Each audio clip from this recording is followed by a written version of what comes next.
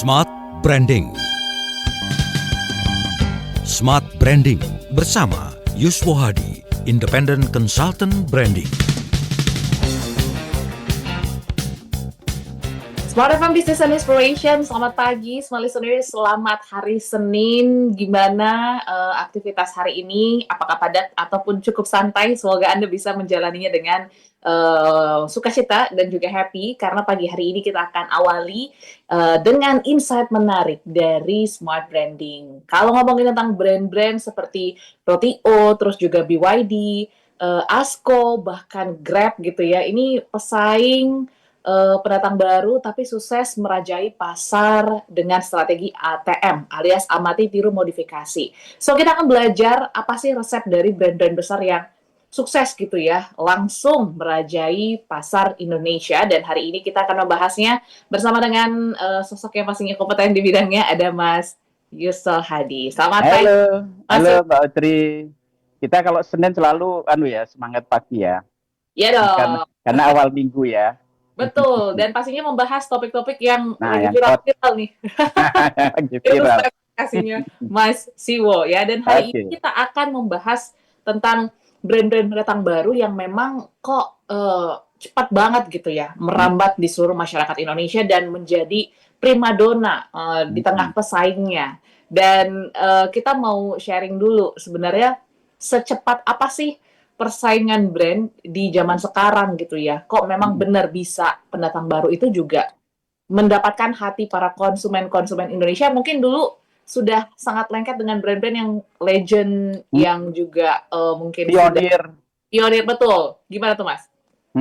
Oke, teman-teman, kita pagi ini bahas topiknya mengenai smart followers, jadi atau smart copier gitu ya. Jadi ini pemain-pemain yang kan biasanya kan kita kalau ngomong brand kan wah yang pionir gitu itu kan hebat kan, Apple gitu merintis PC misalnya kan, yang pertama itu hebat gitu ya. Tetapi hari ini kita akan bahas justru yang second player gitu ya, tapi malah jadi sekarang jadi first player ya, market leader.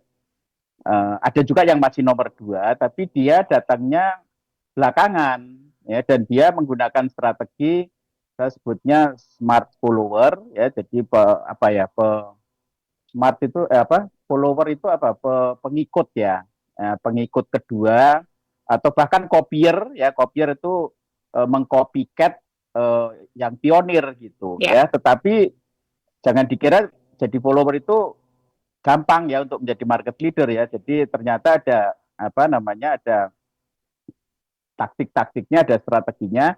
Nah, hari ini kita akan coba bahas Mbak Audrey ya. Oke, jadi pertama kita akan bahas mengenai kira-kira advantage sama disadvantage ya, keunggulan dan kelemahan kalau pemain kedua atau pendatang baru itu pengen jadi market leader gitu. Ya, yang pertama advantage-nya dulu Mbak Audrey. Jadi advantage yang paling besar adalah smart followers ini menjadi penunggang ya. Jadi yang mendidik, mengedukasi pasar, membentuk demand itu adalah kerjaannya pioneers ya. Tapi begitu marketnya sudah jadi, dia langsung jumping gitu ya. Jadi teman-teman kalau ada satu kategori baru atau ada satu produk baru, maka pekerjaan yang paling sulit itu justru adalah meyakinkan pasar bahwa produk itu relevan gitu. Itu yang paling sulit ya, namanya produk market fit ya. Jadi antara produk sama market itu fit gitu atau sama. Itu yang paling sulit justru. Dengan cara apa? Dengan cara mengedukasi ya. Nanti akan kita bahas misalnya kayak Roti Boy gitu ya. Roti Boy itu yang ya bukan yang pertama sebenarnya, tetapi yang pertama sukses adalah Roti Boy ya. Namanya roti kopi ya. Nah, jadi roti dengan aroma kopi gitu. Itu pertama gitu ya. Terus kemudian BYD. Ya, kalau BYD kasusnya kan kita tahu yang merintis mobil listrik itu Tesla. Elon Musk ya, tahun 2008. Ya, tetapi begitu dia merintis pasar ya 10 tahun gitu. Ya, 2008 15 tahun ya. Tapi begitu sudah marketnya mulai terbentuk, BYD langsung guling segala macam, langsung loncat gitu. Jadi yang disuruh kerja keras babat hutan itu Hah? pionir, tetapi yang pemain kedua ini smart. Begitu udah terbentuk, dia langsung loncat. Sekarang Tesla kalah sama seluruh dunia, Tesla kalah sama BYD. ID. Ya. Terus juga ada kasus misalnya kayak S Hardware gitu ya. S Hardware itu di Indonesia tahun 95 masuk, ya kan? Nah, itu sama kawan lama, partnernya di sini kawan lama. Tapi begitu izinnya nggak dilanjutkan, franchise-nya nggak dilanjutkan, dia bikin sendiri namanya ASKO. Betul. Kan berarti pakai S Hardware itu konsumen diedukasi, karena dulu juga orang Indonesia beli alat-alat pertukangan, alat-alat hardware itu juga nggak biasa gitu, karena biasanya Betul. belinya di pasar ya, di Toko toko kelontong yang jelek-jelek lah, bukan jelek artinya tradisional lah, tapi sekarang tiba-tiba bermerek modern gitu. Nah itu diedukasi sama Edge Hardware, tapi begitu 25 tahun ya 20 tahun sudah terbentuk, kemudian ASKO bikin ya, ASKO itu baru 2025, Mbak. Jadi belum setahun gitu ya, tapi orang sudah ngerti semua karena orang direlasikan atau direlatekan dengan Edge Hardware gitu ya. Nah itu yang pertama adalah mengedukasi, nggak perlu biaya untuk edukasi pasar, Mbak Audrey. Terus kemudian yang kedua adalah si pendatang baru ini bisa meniru apa yang sukses dan belajar apa yang gagal. Jadi ya misalnya kayak Roti Boy, begitu sukses tinggal ditiru aja, jadi nggak perlu pikir. Sementara Roti Boy pada waktu dia meluncurkan produk itu dia eksperimen kan, wah nanti rasanya harus gini, manisnya seberapa, baunya gimana, segala macam. Kalau sudah sukses, maka Roti O tinggal belajar, oh berarti aromanya gini, modifikasi dikit gitu ya. Oh marketingnya pakai bau ya, kayak Starbucks kan kita begitu masuk Starbucks kan baunya, kopinya kan menyengat gitu kan, ya, ini juga gitu baunya. Terus kemudian channelnya kita tiru, produknya kita tiru. Jadi mereka eksperimen produk market fit, begitu sukses produknya, channelnya, dan kemasannya, dan seterusnya, tinggal di copy aja. Makanya Roti O itu sampai warnanya juga sama, bentuk rotinya sama, bahkan outletnya juga hampir-hampir sama gitu. Jadi nggak usah mikir gitu. Ya.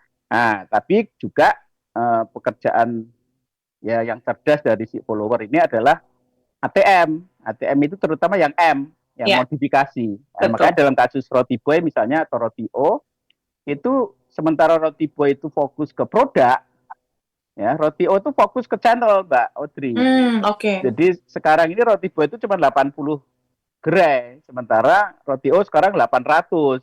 Nah, jadi dia langsung fokus di buka cabang, sementara si Roti Boy karena perintis kan dia harus mempertahankan brandnya, rotinya harus paling enak. Memang lebih enak ya, menurut banyak orang sih katanya lebih enak dari Roti Boy, tapi masalahnya lebih available Roti O gitu. Nah itu keuntungannya ya. Nah kalau kelemahannya, memang kemudian peniru ini nggak bisa menjadi the original, Mbak.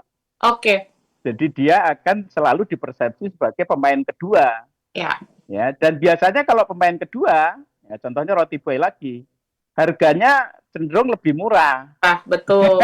Dan dia nggak bisa naik kelas, mengungguli yang original nggak bisa. Makanya Coca-Cola itu pinter dia bikin campaign ya dulu tahun 80-an tuh the real thing. Ya real thing itu artinya Coca-Cola itu adalah yang paling asli, yang lain itu peniru gitu. Nanti pinter-pinteran tuh antara market leader sama second leader itu, sama peniru itu pinter-pinteran bagaimana mengunci agar si original ini jangan sampai telikung oleh si pemain kedua gitu ya. Terus kemudian kalau menjadi pemain kedua biasanya positioningnya atau produknya gampang ditiru, Mbak. Kita tahan dulu sampai ditiru. Sip.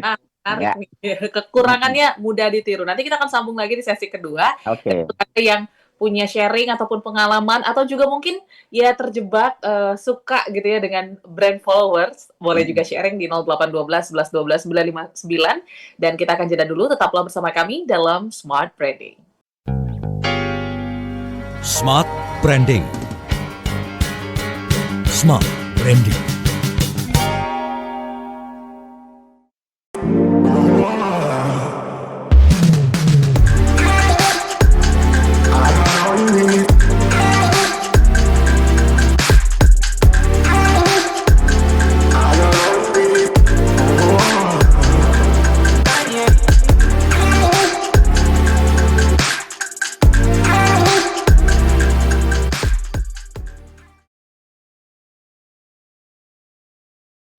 Smart FM, the spirit of Indonesia, part of Kompas Gramedia Radio Network. Kami hadir bukan sekadar menghibur. Kami hadirkan berbagai program berkualitas, membuka wawasan, menginspirasi, dan menguatkan, melewati berbagai krisis dan situasi penuh tantangan. Menjadi panduan pengambilan keputusan bagi para CEO, direktur, manajer, profesional, dan pelaku bisnis di berbagai bidang dengan SIS AB+, serta rentang usia 25 hingga 45 tahun. Agar bisnis dan karir yang dibangun berkembang serta melaju seiring perkembangan zaman, dijalankan sepenuh hati, penuh kecintaan, tanpa kehilangan jati diri, selalu memiliki pandangan terbuka dan luas, menjangkau Anda melalui berbagai platform digital dan media sosial, streaming, podcast, YouTube, Instagram, Facebook, dan Twitter. Meningkatkan peluang produk dan jasa Anda semakin dikenal, dipercaya, dan dipilih konsumen cerdas. Dengan dukungan tim activation kami yang kreatif dan profesional, jaringan yang luas, serta kolaborasi dengan unit Kompas Group of Media lainnya, kami merupakan mitra yang tepat untuk membangun brand awareness produk Anda. Smart FM mendukung pertumbuhan serta kemajuan karir dan bisnis Anda. Smart FM, the spirit of Indonesia.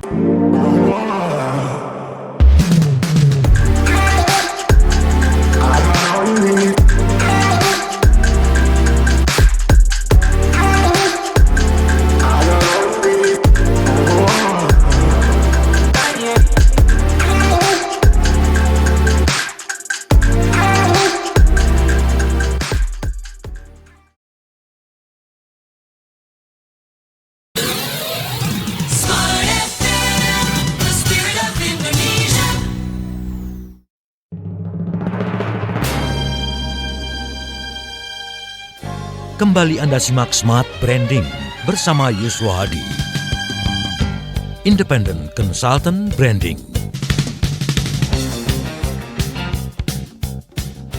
Menyambung perbincangan kami, small listeners, dalam topik brand smart follower. Tadi Mas Siwo sudah menyampaikan ya beberapa advantage dan juga kekurangan dari teman-teman yang merupakan brand follower. Tadi kita sampai di mereka ini lebih mudah untuk ditiru lagi nih dengan mungkin follower lain. Gimana tuh skemanya? Ya, jadi ketika dia mudah meniru, maka otomatis dia juga akan mudah ditiru. Itu masalahnya itu. Ya, jadi yang pertama adalah dia nggak bisa menjadi the real thing atau menjadi the original, ya, karena memang dicatat di dalam sejarah ya pionirnya misalnya kayak mobil listrik ya Tesla gitu, ya kan. Kalau untuk roti kopi ya Roti Boy, walaupun ada produk-produk sebelumnya ada ya, tapi orang taunya sukses itu pertama karena Roti Boy itu mah dianggap sebagai pionir. Roti O-nya akan sulit untuk mengklaim sebagai pionir, nggak bisa, the original nggak bisa ya. Statusnya itu, derajatnya itu sebagai peniru dia. Karena dia peniru, maka kemudian juga gampang ditiru. Sama juga kayak Tesla ya, begitu ditiru sama BYD, maka sekarang ini mobil Cina saya lihat tuh sama semua. Ya, jadi bentuknya, fiturnya, kemampuannya, nah itu sama semua gitu ya. Nah, maka karena gampang ditiru, maka kelemahan yang ketiga adalah dia begitu mudah dinetralisir atau diserang oleh peniru berikutnya. Jadi memang di original itu punya punya keistimewaan, ya, punya kemewahan, dia nggak bisa dikopi. Ya, Aqua itu kan pertama kali kan. Ya, yang pertama Aqua itu nggak bisa kemudian dihilangkan dari sejarah, nggak bisa ya. Teh botol Sosro itu yang pertama gitu ya. Berikutnya misalnya Pucuk Harum misalnya sudah sukses, atau Le Mineral gitu misalnya ya. Nah, tapi tetap Le Mineral sama Pucuk Harum itu ya dianggap pemain kedua gitu, dan itu gampang dikopi oleh yang berikutnya gitu. Tapi biasanya tadi saya katakan pemain kedua ini biasanya dia kalau dari si produk kalah, Mbak Audrey. Jadi karena yang original kan walaupun nggak enak pun karena original dianggap itu standar gitu. Betul. Maka yang berikutnya itu jadi kayak peniru sehingga dianggap ya quote and quote ya dianggap lebih kurang gitu ya. Kayak saya tuh di sosmed kebetulan kan saya posting ya di IG saya itu, komen banyak netizen itu mengatakan roti boy itu lebih enak gitu ya. Padahal juga belum tentu juga ya. Jadi apa namanya, karena dianggap second, maka kemudian eh, yang dilakukan oleh pemain smart follower ini, Mbak, dia nggak main di produk, Mbak. Dia mainnya di channel. Oke. Nah, makanya sama tuh kasusnya ya. Misalnya kayak apa, Roti Boy itu ketika dia fokus di produk agar produknya itu sebagai pionir, rasanya paling enak dan seterusnya. Sementara Roti O fokus di buka cabang baru. Ya. Rasanya dia udah nggak mungkin lah menangin sama yang nomor satu kan. Nah, Betul. caranya gimana? Kan kalau produknya bagus tapi nggak ada kan kita nggak beli kan, Mbak. Jadi availability is king. Jadi availability itu menjadi kunci, maka dia main di channel gitu ya, jadi. Nah, BYD juga sama. Tesla kan kita mau cari mobilnya kan susah. Betul.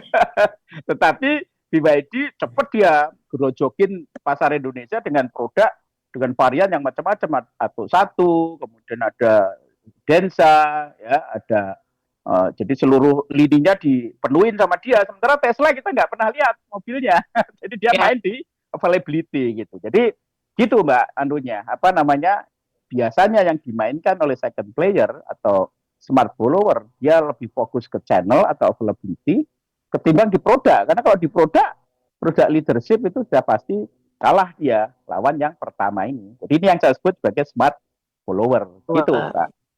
Oke, jadi itu ya kelebihan dan mungkin kekurangan teman-teman yang menjadi brand follower. Nah, tadi kan kita sudah mengangkat case dari Roti Boy, terus juga Roti Bo, terus juga Tesla dan BYD. Karena ini beneran apa ya, cepat gitu ya, Mas, untuk menyalip para pionir-pionir yang sudah eksis seperti itu. Boleh nggak diceritain sebenarnya prosesnya tuh secepat apa gitu ya, teman-teman yang mungkin ingin ataupun juga terpikir oke, mau jadi brand follower deh. Jadi momentum, Mbak, kuncinya. Jadi pasar itu, produk atau kategori baru, itu ada namanya teorinya, itu ada step-step pasar itu dari mulai early adopter sampai ke pasar mainstream atau pasar mass. Nah, jadi biasanya dari early adopter itu artinya produknya itu masih belum banyak, orang belum familiar. Ada saatnya dia jump ke mainstream market. Mainstream market itu artinya, atau mass market itu artinya produk itu sudah mulai dikenal luas gitu. Nah, biasanya antara early adopter atau innovator ke early adopter itu ke mainstream market atau mass market itu ada parit, Mbak. Namanya chasm. Teorinya begitu. Dia harus ngelompatin parit, ya begitu dia sudah loncat parit, maka produk itu kan boom gitu. Ya, sama kayak EV atau mobil listrik. Mobil listrik orang kan takut kan dulu. Jadi yang menyebabkan adanya parit itu karena kalau di mobil listrik, wah ini baterainya kena banjir gimana? Itu nanti charging, kalau chargingnya kita ke Jogja nggak ada gimana? Orang takut kan? Nah, tetapi begitu BYD, Wuling, kemudian mobil-mobil Cina masuk, kok kayaknya orang-orang pada biasa aja, artinya nggak sampai kemudian mogok di jalan ya. Jadi mulai confident kan? Nah, terus itu maka mulai masuk ke namanya mass market itu gitu. Nah, bagi second leader atau smart follower, momentum, Mbak, kuncinya adalah bagaimana menunggu sampai di titik ketika parit itu sudah dilewati, Mbak. Jadi market itu sudah mulai membentuk ke mass market, itu dia harus jump. Jadi momentum sebenarnya. Ya, jadi karena kalau misalnya dia belum, masih early adopter, masih sedikit pasarnya, kan dia jadi ikutan mengedukasi kan, jadi effort kan. Sementara kalau sudah diedukasi dan siap untuk mass, dia baru jump gitu. Jadi kuncinya adalah di momentum. Kuncinya adalah di momen di mana produk itu sudah mulai siap untuk mass market gitu. Itu kasusnya sama. Ya, apakah di Roti Boy itu ya, dengan roti kopi, kategori barunya roti kopi, atau mobil listrik, itu case-nya sama itu, Mbak. Yes. Gitu. Momentum ini menjadi satu hal yang krusial gitu ya. Krusial. Ini jadi challenge juga, Mas. Ketika momentumnya pas, tetapi mungkin kualitas ataupun produknya ini tidak melewati standar ya. Apakah ini juga jadi challenge nih? Biasanya pakai strategi namanya same for less, Mbak. Oke. Same for less itu produknya kira-kira same walaupun di bawah sedikit ya kualitasnya, Yes. tapi harganya lebih murah, Mbak. Less price, same quality. Oke. Nah, itu caranya kayak gitu biasanya. Makanya kalau misalnya strateginya less for less itu artinya less quality with less price, itu biasanya nggak matter gitu. Makanya roti O itu ya kalau menurut orang-orang ya itu kan secara enaknya kalah sama roti buah. Tapi ya nggak jauh-jauh banget gitu loh. Betul. Tapi sebenarnya harganya juga nggak begitu jauh ya. Nah, tapi memang kemudian dia pakai availability gitu. Yes. Nah, Tesla sama BYD juga sama ya. Tesla kan wah upscale gitu ya. BYD juga nggak bawah-bawah amat gitu. Fiturnya malah lebih bagus dari Tesla gitu ya. Tapi harganya jauh lebih murah. Ya, sama availability sama. Availability itu artinya varian produknya ada ya, terus kemudian segmen-segmennya bisa terisi gitu. Jadi anunya gitu, Bu. Strateginya biasanya same for less ya, same quality. Karena biasanya kalau mengungguli pionir kayaknya nggak bisa. Karena kan mendefinisikan ya. Dia jadi standar kan, standar kualitas itu adalah pionir gitu. Makanya yang dilakukan lah same for less ya, atau ya same tapi lebih dikit di bawahnya gitu loh. Tapi nggak bisa jauh-jauh. Karena kalau jauh-jauh nanti ya kurang nendang. Jadinya gitu, Mbak. Oke. Apakah strategi itu juga memainkan sisi psikologi ya? Karena kayak misalnya kalau kita compare di antara Tesla dan BYD, kadang orang mungkin pengen punya mobil Tesla tapi budgetnya nggak cukup gitu ya. Pengen punya mobil yang mungkin spesifikasinya mirip, akhirnya beralih ke BYD misalnya seperti itu. Apakah ada sisi psikologi seperti itu juga, Mas? Sebenarnya kalau kasus mobil listrik ya, sebenarnya Cina ini kan sebelumnya kan mengalami krisis quality ya, bukan krisis ya, image quality yang dianggap kalau produk Cina itu kualitasnya rendah gitu ya. Nah, untungnya dalam konteks BYD, untungnya sudah terjadi edukasi sebelumnya, itu mulai dari Mixway, kemudian Xiaomi ya. Kalau Xiaomi kan di handphone kan, kalau Mixway kan di es krim, terus kemudian yang terakhir kan ada Moliti, kemudian ada Cagi. Itu dengan produk-produk itu, Cina itu sudah mulai naik kelas, Mbak, sekarang. Jadi orang sudah mulai sekarang berubah bahwa Cina itu nggak cuman harga murah, tapi ya kualitasnya juga lumayan gitu, bahkan melebihi yang Jepang, melebihi yang Eropa gitu. Sehingga BYD masuk ketika sebenarnya image namanya nation branding ya, nation brandnya Cina itu sudah mulai bagus. Jadi momentumnya bagus lagi. Karena kalau dulu makanya ingat sekali ya Mochin itu, motor Cina itu. Ya kira-kira 20 tahun yang lalu ya, atau 15 tahun yang lalu. Gagal, Mbak. Kenapa? Karena Cina pada waktu itu masih dianggap brandnya nggak bagus gitu.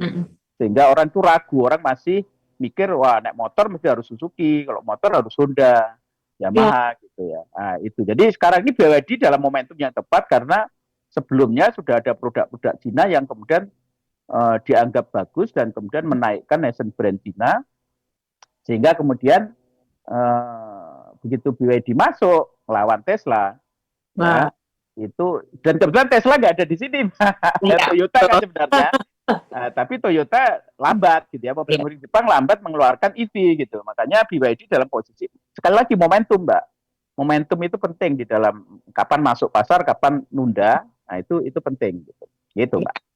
Oke, jadi poin yang menarik gitu ya dari momentum di sesi yang kedua ini. Nah, kalau kita ngomongin tentang brand follower, kita juga mengetahui ya beberapa brand-brand besar seperti misalnya tadi disebutkan juga S Hardware yang menjadi ASKO, Brand Talk yang menjadi Mako. Nanti kita akan bahas. Bahas itu menarik tuh. Iya. Karena kok kayaknya pasarnya agak berubah ataupun juga mungkin bisa lebih naik ataupun bisa lebih turun. Nanti kita akan bahas lagi. Dan pasti akan tetap bergabung bersama kami listeners dalam Smart Branding. Smart Branding. Smart Branding.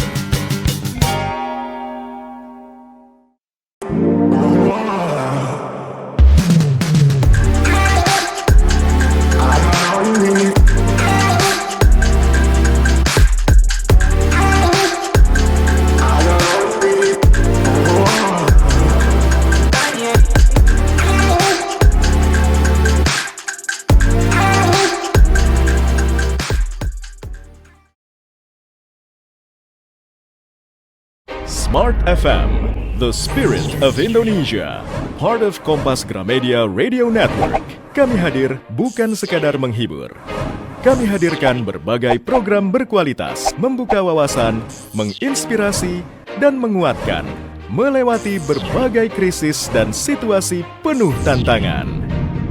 Menjadi panduan pengambilan keputusan bagi para CEO, direktur, manajer, profesional, dan pelaku bisnis di berbagai bidang dengan SIS AB+, serta rentang usia 25 hingga 45 tahun. Agar bisnis dan karir yang dibangun berkembang serta melaju seiring perkembangan zaman, dijalankan sepenuh hati, penuh kecintaan, tanpa kehilangan jati diri, selalu memiliki pandangan terbuka dan luas, menjangkau Anda melalui berbagai platform digital dan media sosial, streaming, podcast, YouTube, Instagram, Facebook, dan Twitter. Meningkatkan peluang produk dan jasa Anda semakin dikenal, dipercaya, dan dipilih konsumen cerdas. Dengan dukungan tim activation kami yang kreatif dan profesional, jaringan yang luas, serta kolaborasi dengan unit Kompas Group of Media lainnya, kami merupakan mitra yang tepat untuk membangun brand awareness produk Anda. Smart FM, mendukung pertumbuhan serta kemajuan karir dan bisnis Anda. Smart FM, the spirit of Indonesia.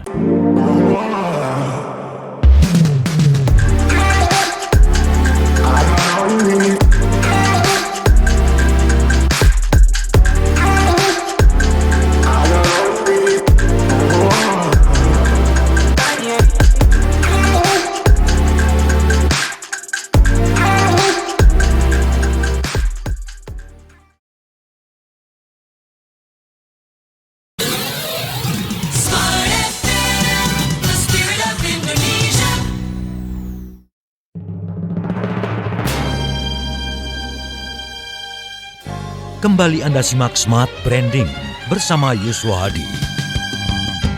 Independent Consultant Branding. Kembali Smart Listeners dalam sesi ketiga, bicara tentang brand follower, kita juga nggak boleh melewatkan brand-brand yang secara lisensi ya, habis bekerja sama dan akhirnya membentuk sebuah brand baru, tapi tidak disangka-sangka justru antusiasmenya bisa lebih tinggi atau bahkan juga jangan-jangan bisa lebih menurun nih karena berubah nama ya. Seperti brand yang kita kenal ada S Hardware, tadi kita juga sempat singgung, jadi ASKO, terus juga ada Bretok ya, yang berubah menjadi Mako. Nah ini seperti apa Mas terkait kasus pionir yang akhir karena lisensi Mas? Jadi ini saya terus terang senang bahas ini karena kebetulan brand-brand yang smart follower itulah brand lokal, Mbak. Ya, jadi misalnya kayak Roti Boy itu dari Malaysia, ya, Roti O itu dari lokal, gitu ya. Jadi kita bangga lah para entrepreneur lokal kita, brand builder lokal kita nih smart gitu ya. Nah, yang kasus yang menarik, modus operandi yang menarik menurut saya adalah kasus Mako, ya, punyanya Joni Andrian. Sama itu Bretok ya, yang ditiru adalah Bretok, dan S Hardware yang sekarang berubah ya, baru tahun kemarin, tahun ini baru ya, jadi berubahnya Desember 2024, tapi baru mulai di launching tahun 2025, yaitu ASKO ya. Nah, dua kasus ini Mbak, Bretok atau Mako dengan ASKO ini menarik ya, karena mereka sebelumnya kongsian. Jadi namanya Kawan Lama ya, grupnya itu Kawan Lama Grup, itu mengundang lisensi ya, ngajak lisensi S Hardware itu tahun 95 Mbak, jadi sudah berapa, 30 tahun yang lalu ya, sudah sangat lama gitu, dan mereka memperkenalkan S Hardware di Indonesia ya. Pada waktu S Hardware hadir ya tahun 90-an ya, kita karena kan mahal kan S Hardware itu kan. Ya kita beli palu gitu misalnya, kalau di pasar kan berapa ya, murah, tapi waktu itu kan cukup mahal kan. Jadi awalnya ya kita nggak begitu laku gitu ya, nggak begitu sukses ya. Tapi kan makin kelas menengah kita makin tumbuh, nah, kita mulai sekarang kalau beli apa ya S Hardware gitu ya, untuk alat kebukangan. Nah, setelah jalan 30 tahun dari 95, maka kemudian saya nggak tahu nih apakah Kawan Lama yang mutus atau S Hardware yang mutus ya, tapi intinya kayaknya ya kawan lama itu karena dia kan sudah nyiapin produk-produknya gitu ya, dibuat di sini. Ya ambilnya dari Cina juga ya. Maka kemudian sejak tahun lalu ya dia putus kongsi. Ya kalau putus kongsi berarti brandnya kan mesti harus berubah kan. Nah, produknya sama, produknya produk-produk Edgewater yang dulu dibikin lokal di sini, tapi brandnya lain gitu. Ya makanya yang terjadi adalah Edgewater keluar dari Indonesia. Kalau keluar di Indonesia berarti kan sudah awareness-nya sudah nggak ada, Mbak. Exposure-nya sudah nggak ada. Maka dia dengan cepat sekali ASKO tuh diberondong gitu ya. Channelnya mungkin udah ribuan atau ratusan ya. Maka ASKO semua di branding. Nah ini tinggal dia nggak tahu nanti Edgewater masuk lagi kapan ini. Jadi nanti nggak tahu dalam waktu setahun ini udah setahun ya. Nanti 2 tahun hadir belum, 3 tahun hadir belum. Nah, ini dia punya waktu cepat sekali agar begitu Edgewater masuk itu ASKO harusnya sudah kuat gitu ya. Di samping juga karena faktor availability, Mbak. Karena kalau Edgewater masuk kan nggak bisa langsung buka 100 gitu kan nggak bisa. Sementara ASKO sudah punya ratusan gitu ya. Jadi ini advantage yang dimiliki oleh ASKO gitu ya. Jadi awalnya lisensi terus putus. Nah, Breadtalk juga sama dengan Mako ya. Breadtalk itu saya ingat sekali karena bukanya tuh di Kelapa Gading. Saya termasuk yang ngantri dulu. Tapi dulu terkenalnya dengan namanya kan Breadtalk ya. Roti yang berkata gitu. Jadi dulu tiap roti ada ceritanya dulu.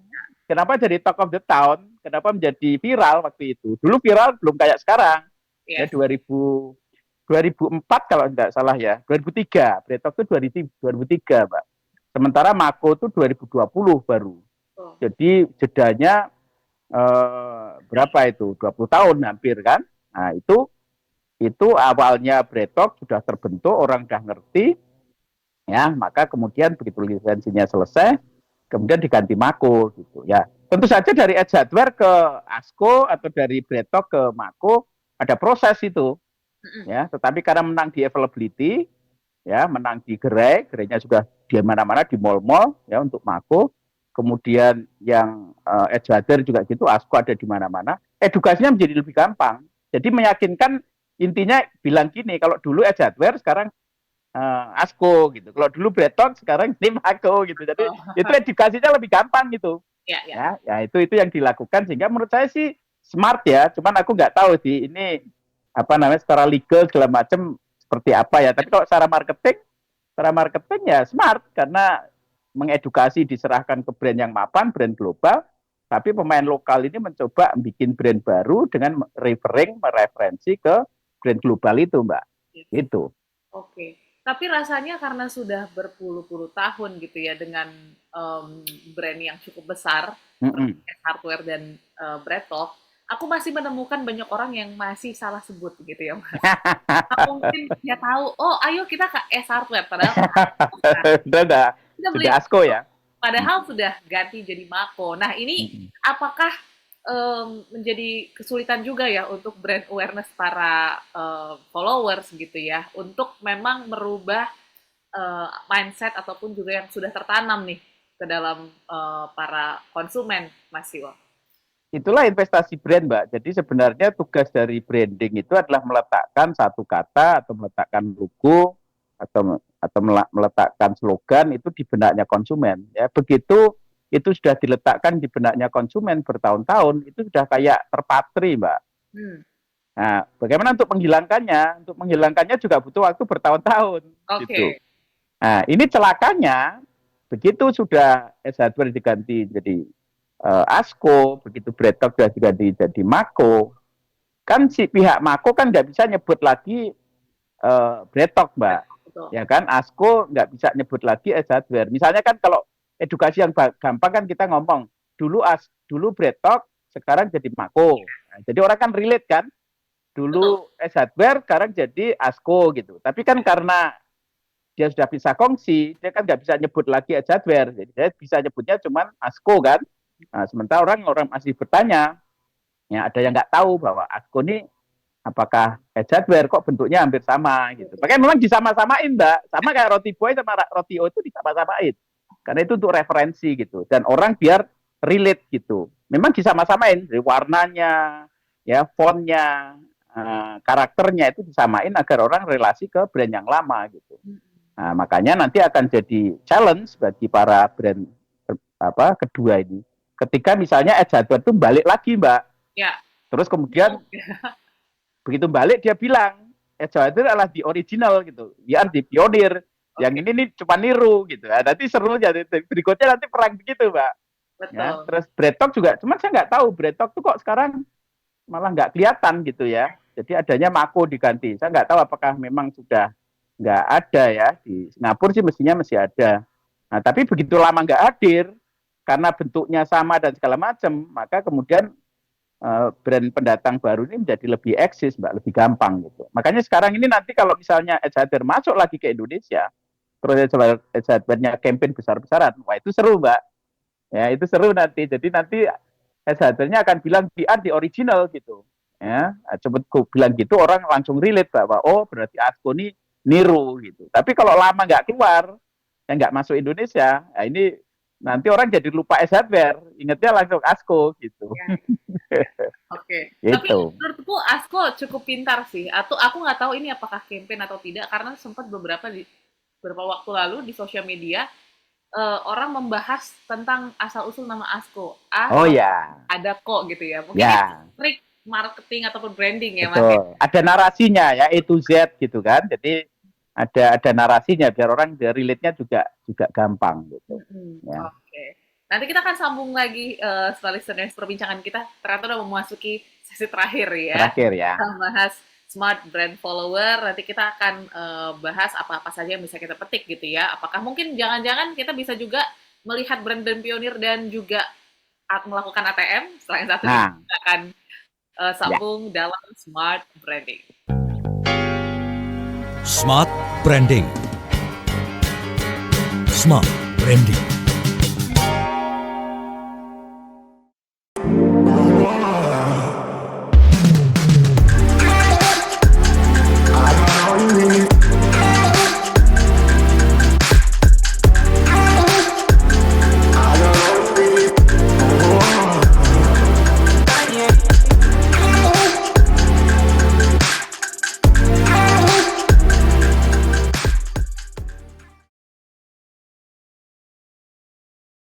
Smart FM, the spirit of Indonesia, part of Kompas Gramedia Radio Network. Kami hadir bukan sekadar menghibur. Kami hadirkan berbagai program berkualitas, membuka wawasan, menginspirasi, dan menguatkan, melewati berbagai krisis dan situasi penuh tantangan. Menjadi panduan pengambilan keputusan bagi para CEO, direktur, manajer, profesional, dan pelaku bisnis di berbagai bidang dengan SIS AB Plus serta rentang usia 25 hingga 45 tahun. Agar bisnis dan karir yang dibangun berkembang serta melaju seiring perkembangan zaman, dijalankan sepenuh hati, penuh kecintaan, tanpa kehilangan jati diri, selalu memiliki pandangan terbuka dan luas, menjangkau Anda melalui berbagai platform digital dan media sosial, streaming, podcast, YouTube, Instagram, Facebook, dan Twitter. Meningkatkan peluang produk dan jasa Anda semakin dikenal, dipercaya, dan dipilih konsumen cerdas. Dengan dukungan tim activation kami yang kreatif dan profesional, jaringan yang luas, serta kolaborasi dengan unit Kompas Group of Media lainnya, kami merupakan mitra yang tepat untuk membangun brand awareness produk Anda. Smart FM mendukung pertumbuhan serta kemajuan karir dan bisnis Anda. Smart FM, the spirit of Indonesia.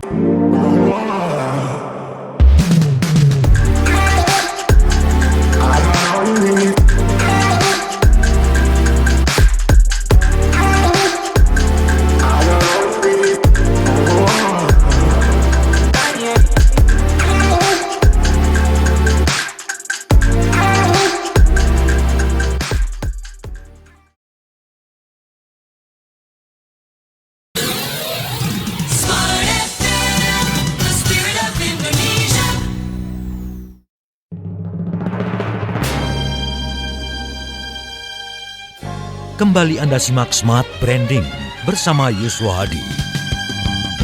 Independent Consultant Branding.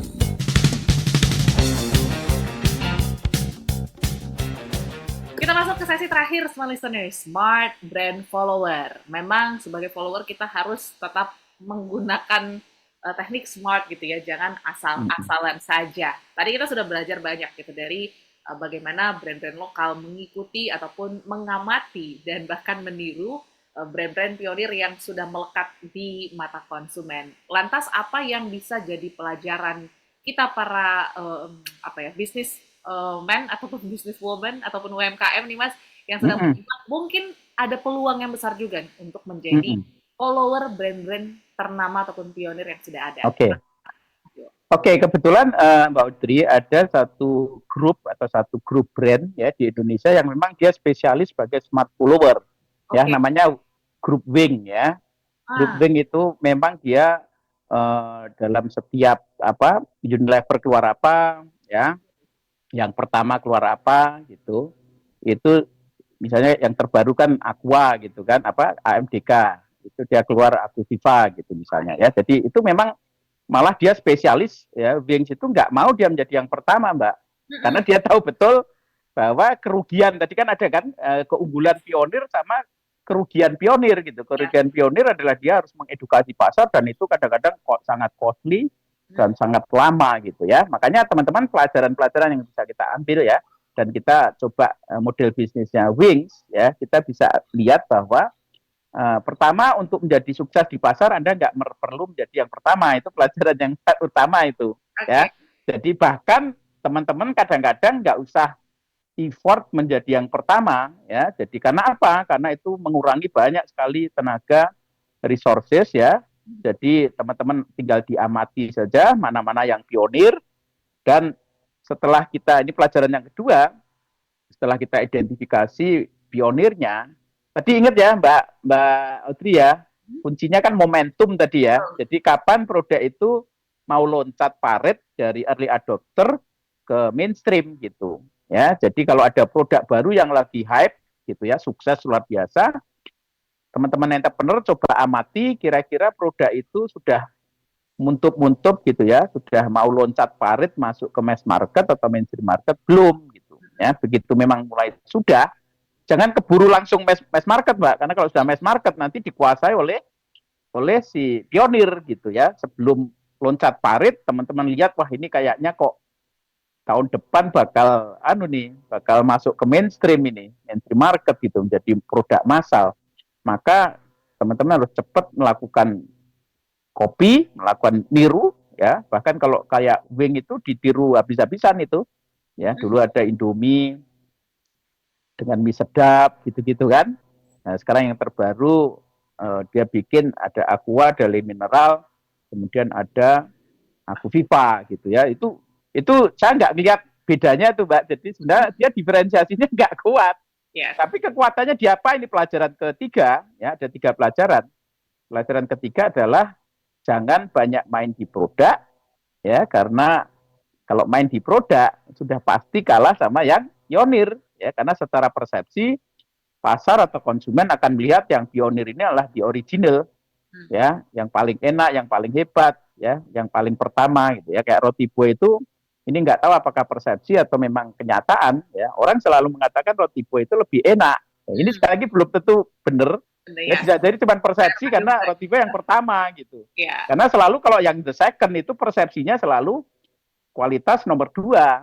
Nah, maka pelajaran ketiga adalah teman-teman ketika sudah tahu ada pionir dan pionir itu sudah mulai masuk ke mainstream market, maka harus cepat, dan kemudian setelah jadi ya produknya, maka fokusnya jangan di produk tapi fokusnya pada availability atau pada distribusi. Ya, jadi tadi kasusnya kalau untuk roti Boy tadi, roti Boy itu 80 gerai, Mbak, tapi roti O 800 gerai. Dan dia mainnya, kalau roti Boy dulu terkenal sekali di bandara, Mbak. Betul. Bandara kan kalangan atas kan. Nah, tapi kemudian roti O itu masuknya di stasiun, masuknya di ruko, masuknya di MRT, gitu-gitu. Jadi dia ngambil yang lebih merakyat gitu.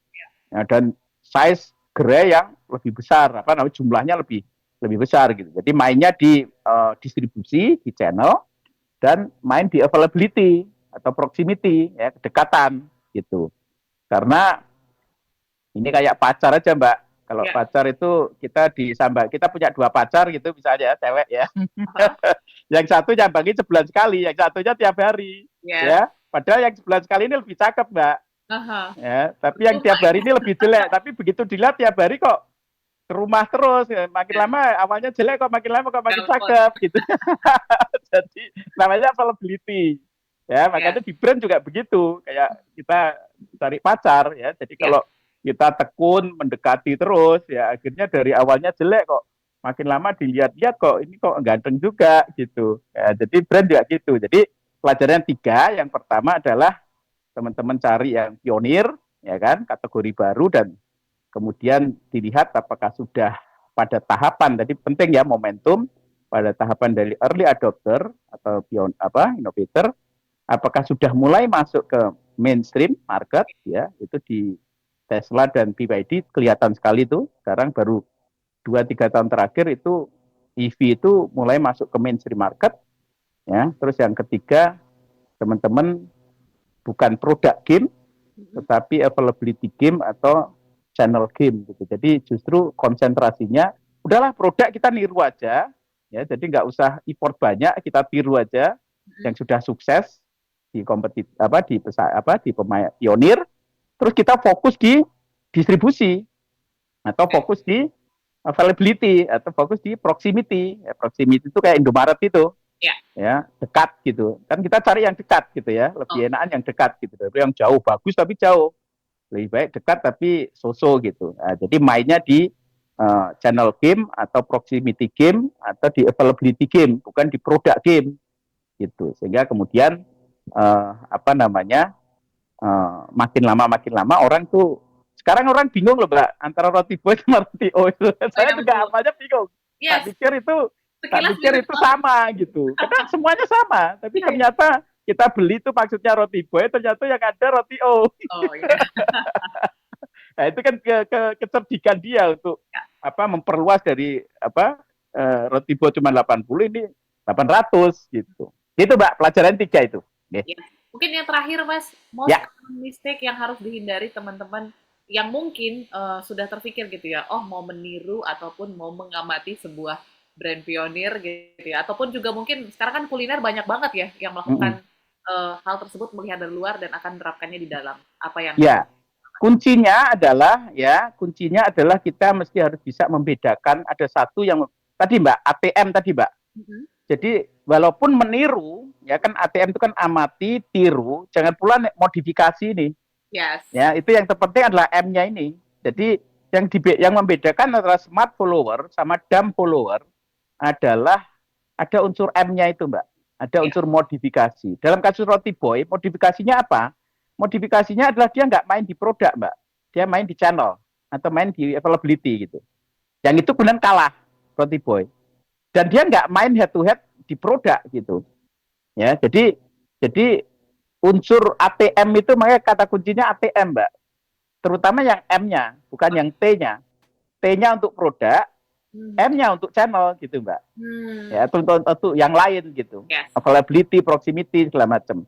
Makanya kalau kita cuma AT, bukan ATM, ya, AT itu cuma niru, ATT gitu, amati, tiru dan tiru terus gitu. Nah, itu bukan smart follower. Smart follower dia selalu ada tiru, tetapi ada sesuatu yang pionir nggak punya, dia punya gitu. Nah, dalam konteks roti boy adalah dia yang roti boy nggak punya, roti O punya adalah yang 800 itu, gitu. Ya, channelnya dia cepat fokus di buka cabang gitu.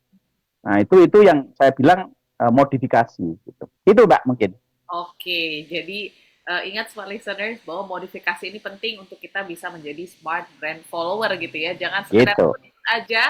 Tapi jadi pengikut yang cerdas dan cerdas. Perubahan ya, karena betul bisnis bicara tentang Anda bisa memberikan solusi apa gitu ya para konsumen. So thank you Mas Iwo insight-nya pada Mbak Astri, makasih. Listeners, terima kasih teman-teman. Dan mohon maaf untuk respon-respon yang belum sempat terbaca pada hari ini. Saking serunya ya. Betul. Topik banyak yang bisa kita bahas, tapi tenang saja 2 minggu lagi kita akan bertemu dengan Mas Iwo pastinya dengan topik Oke. yang sedang viral dan populer. So, Ya. kami pamit Small Listeners, sampai Terima jumpa. kasih teman-teman. Telah Anda ikuti Smart Branding bersama Yuswo Hadi, Independent Consultant Branding.